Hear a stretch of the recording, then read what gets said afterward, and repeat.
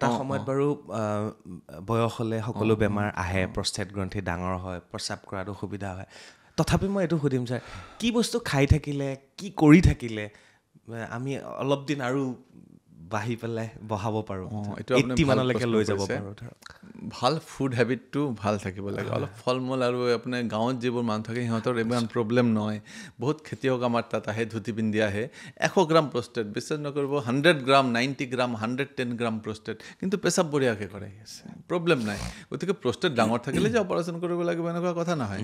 গতিকে সিহঁতে কেনেকুৱা ভালকৈ থাকে, সিহঁতে নাম্বাৰ 1 বস্তু হয়, সিহঁতে খোৱা মেলাটো ভাল, অৰ্গেনিক বস্তু খায়, সিহঁতে ফল মূল বেছিকৈ খায়, টেঙা খায়। গতিকে এইবিলাক বস্তু প্ৰষ্টেটৰ কাৰণে বৰ ভাল, টেঙাটো ভাল। তাৰপিছত সিহঁতে আপোনাৰ বুঢ়া হৈ গ'লে 80-85 ইয়াৰ্ছতো চাব আপুনি স্কটিং হৈ পেলাই বহি পেলাই পায়খানা কৰে।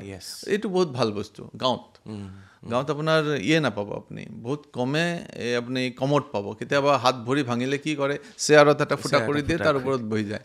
গতিকে সেইবিলাক বস্তু আপুনি চিটিত নাপাব। গতিকে ভালকৈ গ্ৰীণ ভেজিটেবলছ খোৱা, ফ্ৰুটছ খোৱা, আৰু ডেইলি অলপমান এক্সাৰচাইজ মানে এনেকুৱা নহয় যে আপুনি জিমত গৈ এক্সাৰচাইজ কৰিব লাগিব, এনেকুৱা নহয়। 5 কিলোমিটাৰ 4 কিলোমিটাৰ ডেইলি যদি অলপমান চলে। গাঁৱত চাব আপুনি বহুত বুঢ়া মানুহ চাইকেলে লৈ এতিয়াও চলি আছে, আগতে টিচাৰ আছিলে, এতিয়াও চাইকেল লৈ চলি আছে। গতিকে এইবিলাক বস্তু বৰ ভাল বস্তু, যিটো আমি চিটিৰ বয়সীয়া মানুহবোৰ এইবোৰ মিছ কৰে। 3 নম্বৰ বস্তু হ'ল আড্ডা মাৰা।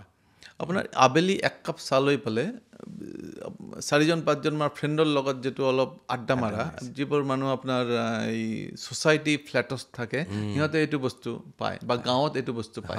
এই আড্ডা মাৰাটো এইটো বৰ ভাল বস্তু।